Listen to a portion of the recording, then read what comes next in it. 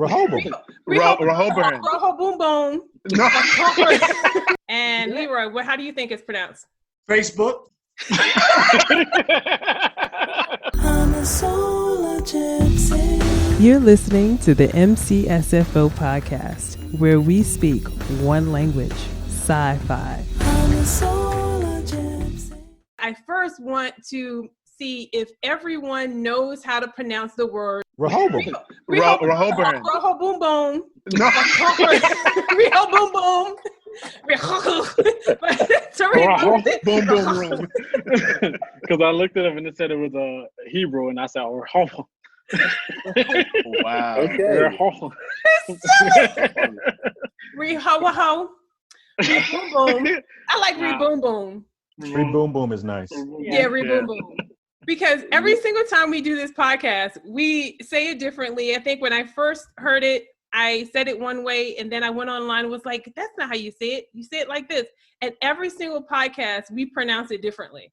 So can you go ahead and say that word for me in the way you think it should be pronounced? Let's start with Michael, since you're on screen. For me, I feel like it's just Rehoboam. Okay. I feel like it's got 3 syllables, 3 Rehoboam. That's it. That's how I feel like Sirach is saying it whenever he says it. So yeah. Gotcha. Mm-hmm. I don't care who goes next. Whoever. Rehoboam. Glenn, what do you say? How do you say it? Rehoboam. Okay. And Leroy, how do you think it's pronounced? Facebook.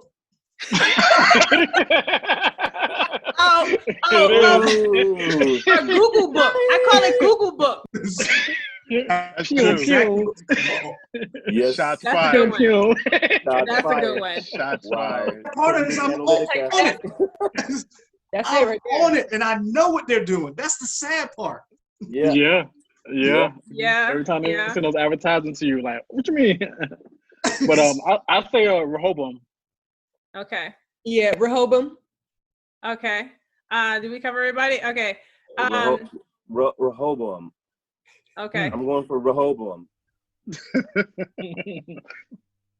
Rehoboam. Wait. Rehoboam. I think it's actually Rehoboam.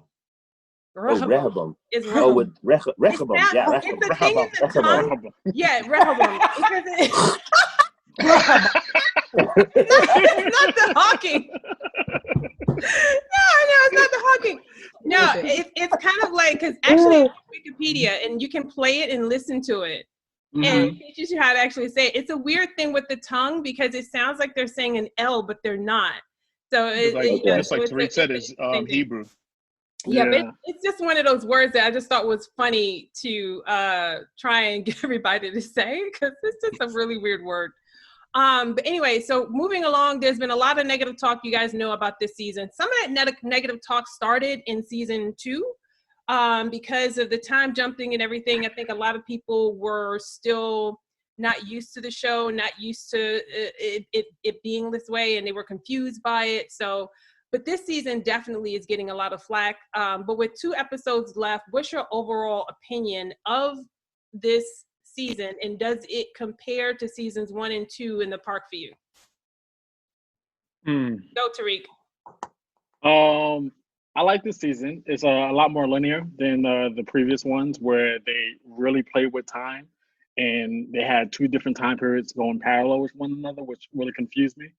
This one, I was always interested in seeing what the real world looked like out there and outside of the park.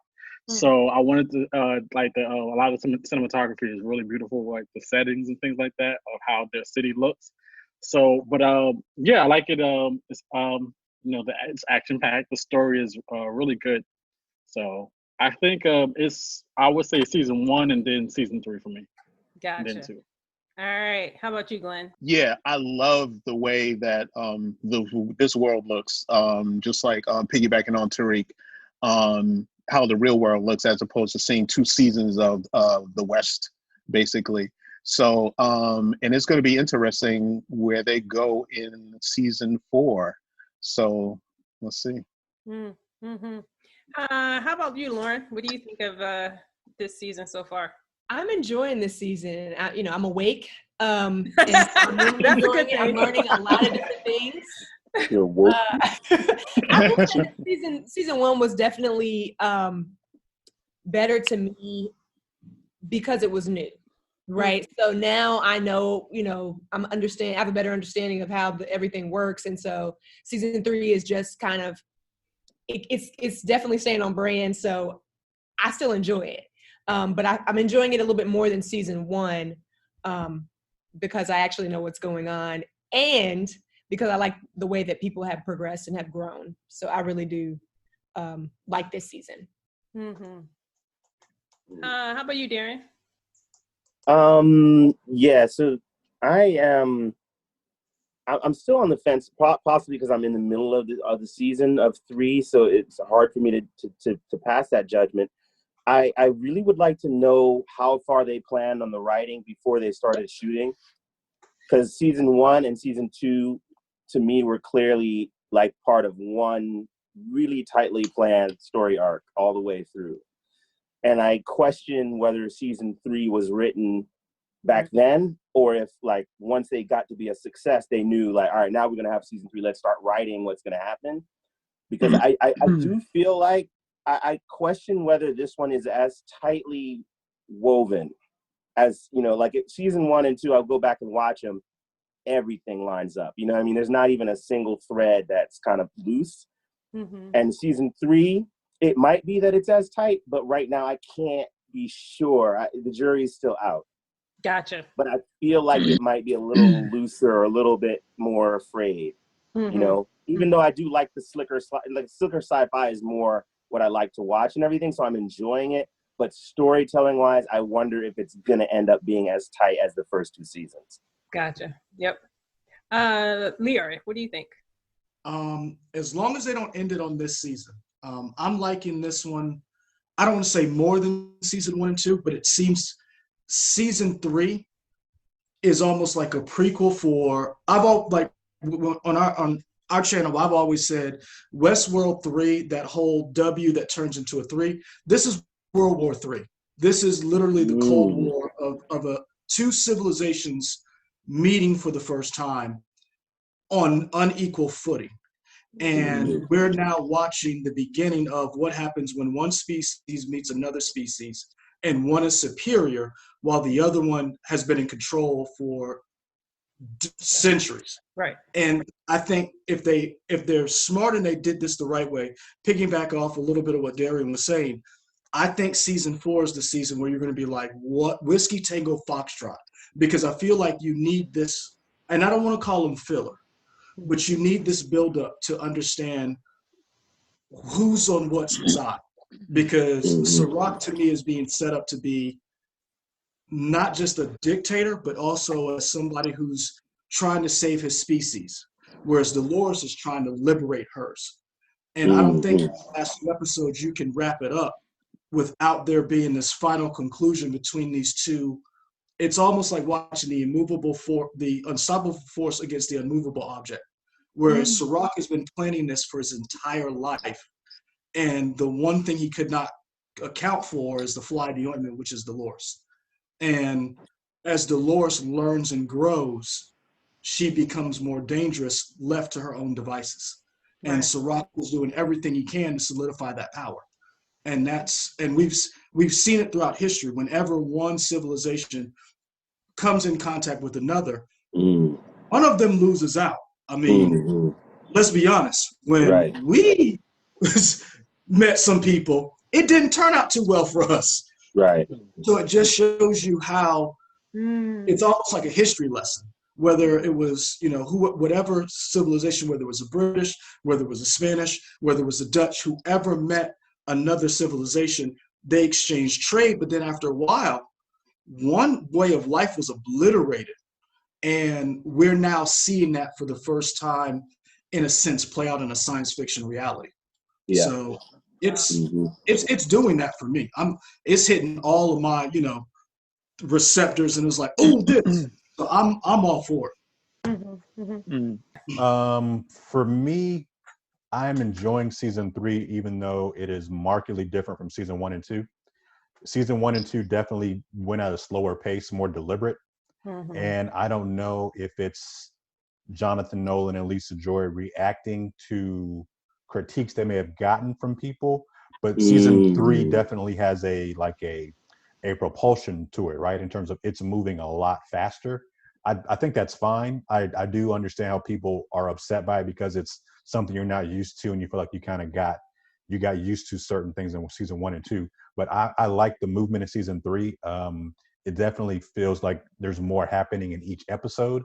Kind of going back to Leroy's point about filler episodes, I feel like we don't have as many filler episodes in season 3 because some major thing is always happening, or several major things are always happening in each episode in this season. Maybe compared to season 1 or 2, you wouldn't know something was major until later on in the show when you had to go back and like, oh, put this together. This is like Tariq was saying, this is kind of moving, and Glenn might have said it too, but this is moving very in a linear fashion, and I'm enjoying that a lot.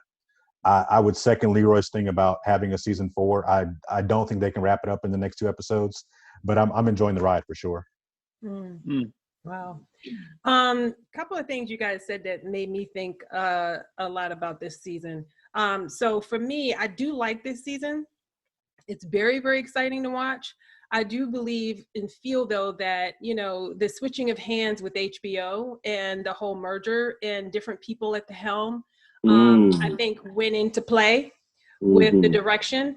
I know that they usually wait until the end of one season before they find out if they are getting renewed for another.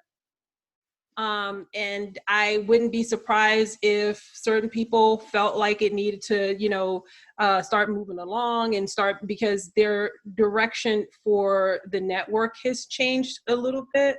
With the merger and everything going on and the increase of more titles and more shows and stuff, I think that could have made a difference. And they probably wanted to appeal to a broader audience as opposed to a more niche demographic of people who love more intellectual sci-fi, who will sit and don't mind the slow burn, don't mind the filler, don't mind the time jumps, things like that. If you're a real hardcore sci-fi person, and I mean deep hardcore, you kind of time travel is part of what you watch. That's the follow stuff all the time. If it doesn't, I've watched, and before even getting into science fiction stuff, I've read a lot of books and just been into a lot of stuff beforehand. So I didn't have an issue with it, but I get the whole reason for them wanting to make changes to appeal to a more broader audience, and I think they've done that with this season. So I still do like it.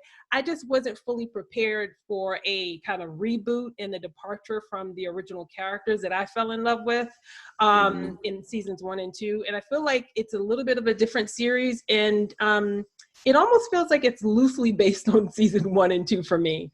I can see that. There's a connection here, but not a direct connection. Almost how they were loosely basing Westworld off the movie. Right. But it had its definitely changes. And Darren, I think you had talked earlier about you're not sure if they wrote all the way through season 3. I think they did, but not all the details. I think the overall arcs and the overall storyline was there, but they each episode or each 2 years or however how long it takes, they still fill in more and make a lot of changes. But I only know that because when they first started the series, and I was fortunate enough to work with HBO in promoting Westworld, one of the things that we talked about in the very beginning, they didn't want me to, because I actually was on a panel to talk about the first season of Westworld. They didn't want me to watch the movie. They didn't want me to talk about the movie or make any kind of connection or reference to it, which was great because they wanted people to appreciate and see this as a standalone by itself. Which was fine. And so that's why I kind of feel like they already had this whole big idea of what happens when they go into the real world, because the first 2 seasons was still connected to the original movie because it was still like that sci-fi Western. Yeah. Whereas season 3, it's completely like all way off. I mean, don't get me wrong, season 1 and 2 was not like the movie either in a lot of ways, but season 3 was definitely a huge departure from it. Which, like I said, it's not a bad thing. Technically, the name of the show doesn't even fit anymore, to be honest. Yeah. I mean, Westworld. It's like, why is it even called Westworld? Because of the origins, when you think of how everything got started, that's what it still was fitting in that regard. But, you know, it has its moments when it works and when it doesn't for me with this season. But overall, I still love the show. It's still one of the best things that they've put on television in a long time. I have seen other sci-fi movies and shows that do tackle some of the same, a little bit of some of the same, you know, bigger concepts and ideas, but they've done a really great job with a great cast. So I don't really have too many complaints. I mean, there are parts about May's character and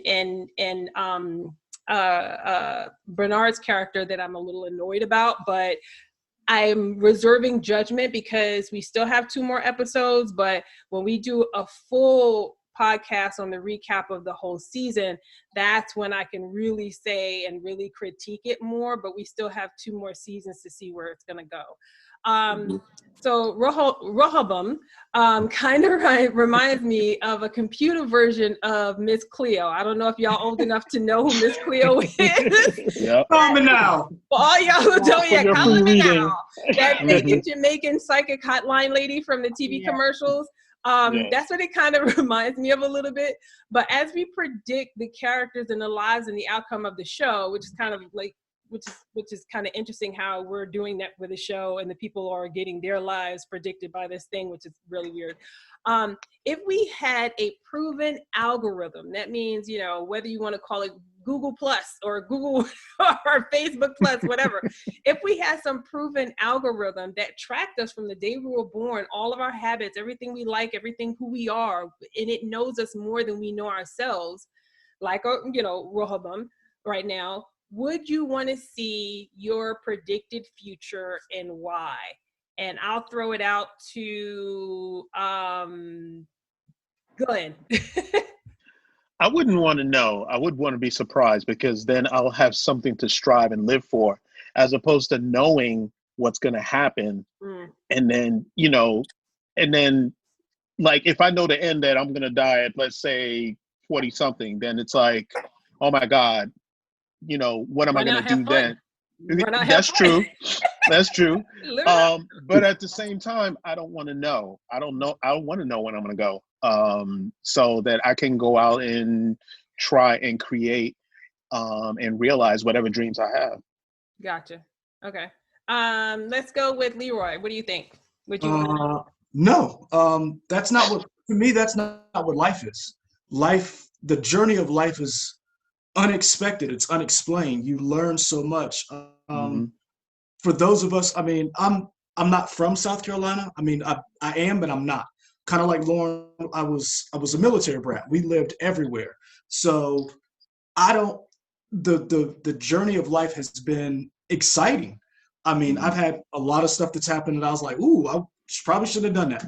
And I've had some things where I was like, woo, you know, you cheer yourself, you pat yourself on the back. And I wouldn't want those moments spoiled by knowing, hey, April the 22nd, I don't want to know, like I want every day to be a surprise, every day to be, you know, each day is something that you try to make the best day. Like when we started this channel, this is like, and I'm not diminishing this, but this is one of the best things ever for us, because if you look at who's on this panel, I'm never in my wildest years reading comic books as a kid thinking I would have an opportunity to talk about science fiction and the narrative of the experience with other Black people along this lines. Like if you'd have told me that as a kid, you see what I'm saying? Like this was like when I got that email and then I hit Michael up and then we told Lauren and then we were like, just this small, for us, this is small, but it's big for some of us because as a kid, I never thought I would see Miles Morales on a big screen. Ooh, So for you to tell, you know what I'm yes, saying? yes. That's exciting. Like imagine if somebody told you 10 years ago, you know you could get a Black Panther movie, right? Like, No way. No way. Yeah. Right. Like that. Yeah. I would have shut them down. You see, and then you'd look like a hater. It's Right. so like, Right. so now I guess I'm the person who's like, no, I want to experience the journey. I want to know that this moment could be my last and that I do the best I can. And every day, I'll be honest with you, every day ain't the best day. Some days I get up and I'm like, yeah, this looks like an L. And then, and so and that's why I said I wouldn't want to know. I wouldn't want to pick up my phone and be like, hey, you go do this thing, and I don't want it to be controlled. I want to experience life the way it was designed, where all bets are off. Right. Right. How about you, Lauren? We had this conversation. I want to know a few things. Mm-hmm. So, and by the way, before you answer that really quickly, I don't know, maybe you guys can answer this. I don't think it told you all the time the year that you passed. I think it gave people what would happen in your lifetime. So those who are like the psychiatrist, the psychologist or psychiatrist, whichever one, probably a psychiatrist because he needed meds. Anyway, she was told about where her path was going to go. Like she was having affairs with her patients and things like that. Just small details of the path of where your life was going to go. I don't know if it gave you your actual like date of your, death or that the date that you're going to die. But and I don't want to know like how I'm going to die or when, but I do want to know if I'm going into a job interview, if I'm going to be able to get that job. So if I see on my little profile, hey, you're not going to get this. Okay, maybe I reevaluate how I prepare, or, you know what I'm saying? So like little things that can help me to overcome that obstacle. Because I don't know if these are really set, right? Because one thing with the psychiatrist, though, that we spoke about during our review of the episode, was that it said that she was going to have affairs with patients, and we believe that she already did have those affairs with patients, but she hadn't told her husband. So it's like, don't come home, I got the kids, don't ever, I want to see your face, whatever. But I think yes, that was definitely going to ruin her relationship with her husband. But I also wonder if some of these profiles are giving you of like, this could happen, but you have the power to change that narrative and change where it's going to go. No, because it's based upon it picks up all these algorithms, and it's like, oh, this is the probable reality, the probability that your life will end this way. So like, you will end up being broke, or you will end up being rich, you will end up strung out, overdosing on drugs, or whatever have you. You will end up going out on your husband and end up having affairs, and he finds out and leaves you with the kids. That's what the bigger picture of people's lives are going to end up in. Well, if it's not going to change, then, I don't really want to know. But if it was something where I could make a change and change the outcome, by tweaking one thing or tweaking another thing, then I'd want to know. But gotcha. Yeah. So to piggyback on that, so, I wouldn't believe it. So even if you could sit there and tell me how accurate it's been for all these years and generations and all this stuff, and I'll sit there and I'll nod like this right here, and I'll be like, all right, let me use that information and start changing my shit, because I'm just not gonna believe it. And so I would want to know. I absolutely would want to know, just so that I could see why it thinks that. Like, I would be like, maybe that'll give me more insight about me. Like, what did it see about me that it thinks I'm about to like shoot somebody in 2 years? You know what I mean? But I do have a little bit of a side thing that kind of references to this. So my daughter actually went to a private school here in Atlanta, and so one thing they use is a system called Naviance. Okay. And this system, what it does is, from the time that you're already in even 8th grade, it basically projects a trajectory to say, like, if you continue on this level of performance and these types of grades and the extracurriculars that it plugs all this stuff into the system, and it tells you what colleges you are likely to be able to be accepted to 5 years down the road. Wow. Right. From 8th grade. From 8th grade, they already start that at 8th grade. And so for my daughter, one of the things they're able to do is they see that, and that it gives them like, oh yeah, you saying you want to go to like, Harvard and this, that, and the other, but right now you're going to be going to Georgia State. Yeah. You know what I'm saying? Are you going to be at a community college or something? Yeah. That's what it tells you that. And so for a lot of the kids, what it did was it allowed them to be like, oh, okay, I think I'm doing well, but I'm not actually doing as well as I thought that I was. I need to either step up my game or, change something.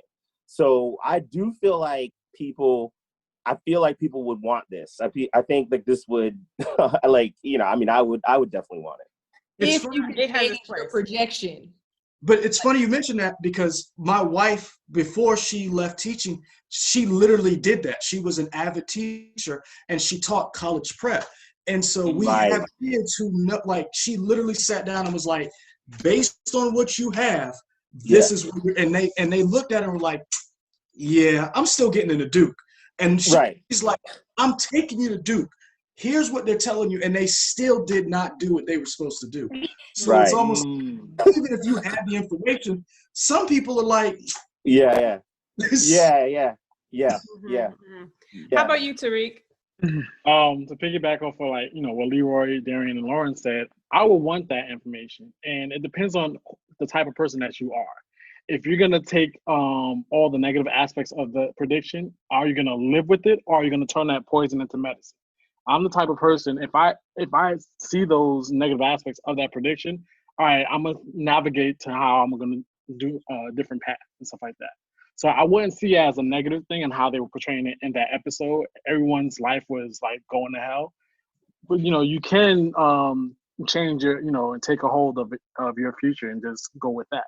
So I would take it as, okay, all right, so I'm it's like a reassurance of what I've been doing.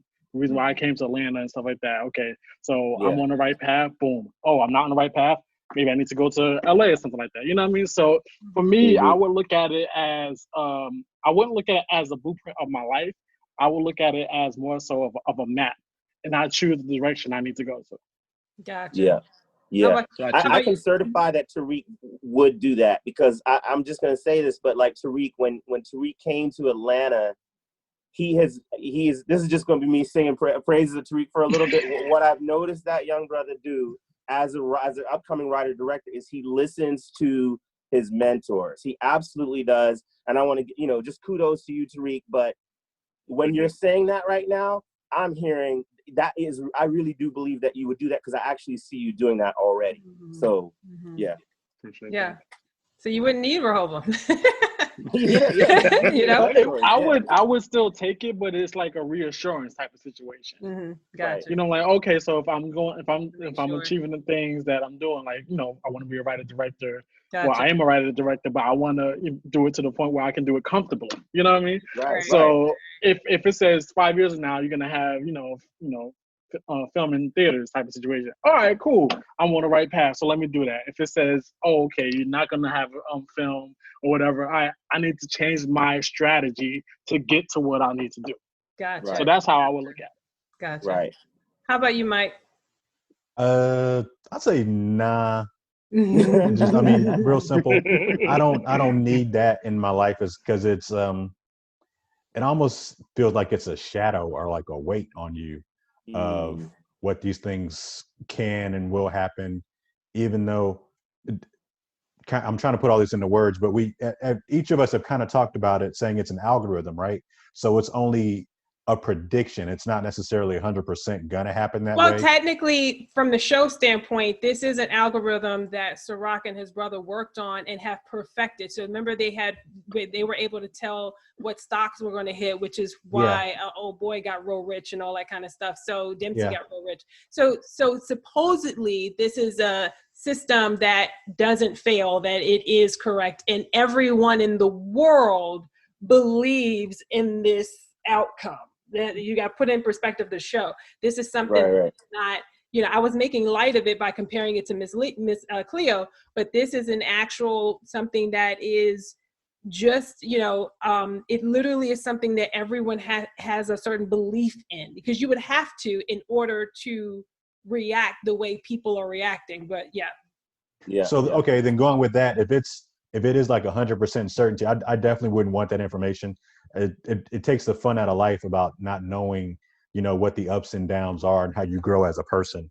I would want the ability to experience that myself and not have an overlord or an AI tell me, though, this is exactly what's going to happen. Because again, that, you know, to boil it down, that essentially takes the fun out of life. I wouldn't want that. So, nah. And remember the program, Sirach said part of the reason why the program worked was because they controlled every aspect of life. And so when they literally would take people out of the equation so they wouldn't have to worry about them. And so it was the one thing that I thought that a lot of people forget about is when Dolores went out to Caleb and she was like, this is what they think of you. Because there were times resources could have been put forward to help certain people. So the program is saying, don't even bother working or trying to save this person because they're not worth it. Wow. And so, yeah. so you got to remember, it's not only predicting, it's also deciding whether or not you deserve treatment.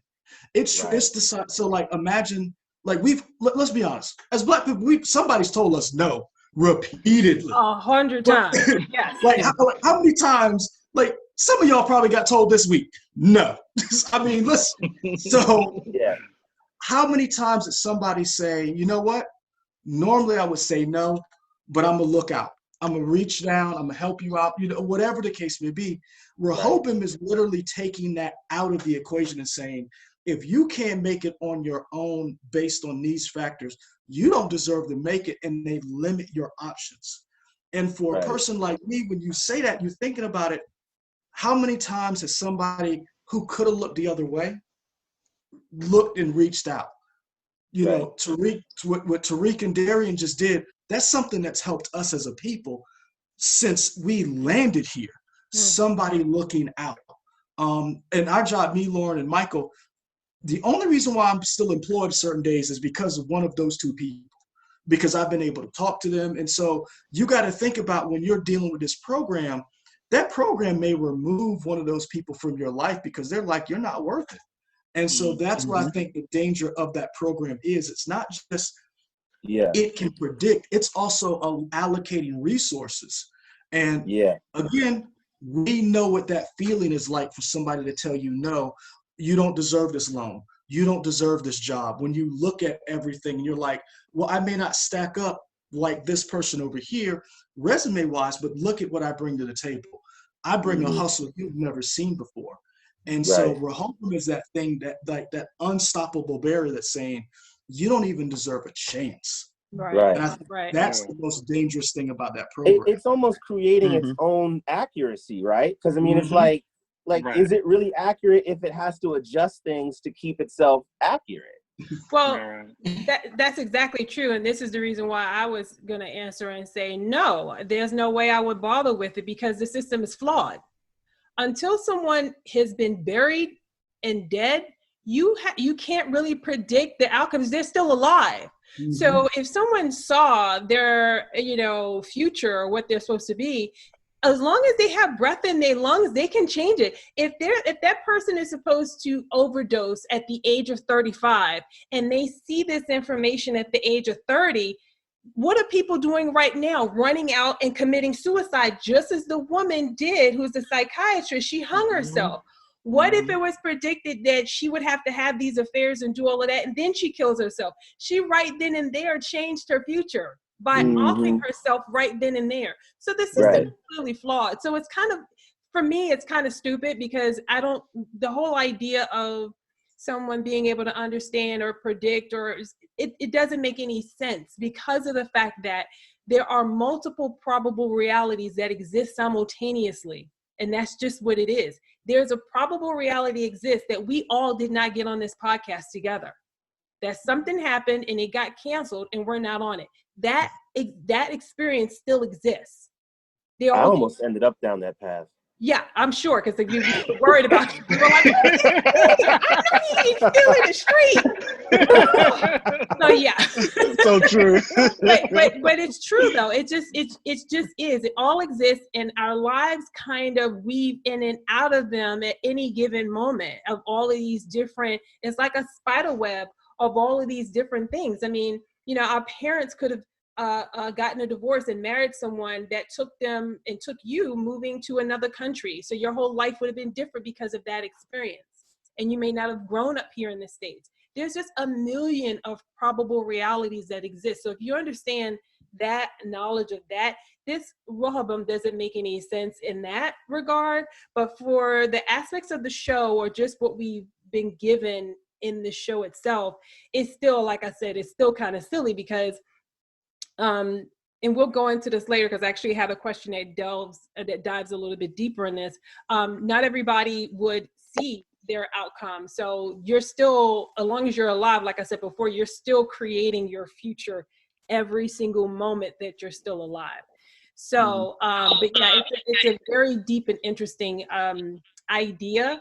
And, you know, Black Mirror, we've seen that in one of those episodes, the one with Ron Howard's daughter, where, you know, the social media one. That one. That was good. Where we see a lot of, you know, we already have it a little bit. So on one regard, it could help people, like being in school. If you see a kid constantly making bad choices, this is the direction where your life is headed. You're limiting your choices by the actions and the, you know, things that you're doing, right? So when you're older, you're not going to have a choice or an option to go work for some big company and make X amount of money because you've limited yourself by not giving yourself these opportunities now. So we can still do that for people. And like you're saying with Darian, with your daughter in college or whatever, it still works on that short term, just keeping track and making sure we hit our marks in life, right? Your goal marks that you have in your life.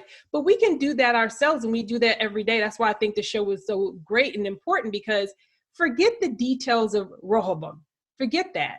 We are doing that, and we can do that with our own lives every single moment and every single day, instead of being very passive and just thinking someone else is out here making decisions for us. So we do have a lot of control in the day-to-day and just how we think and what we are putting our energy toward. But I digress. I know that goes into a whole different thing, but back to the show. Yep.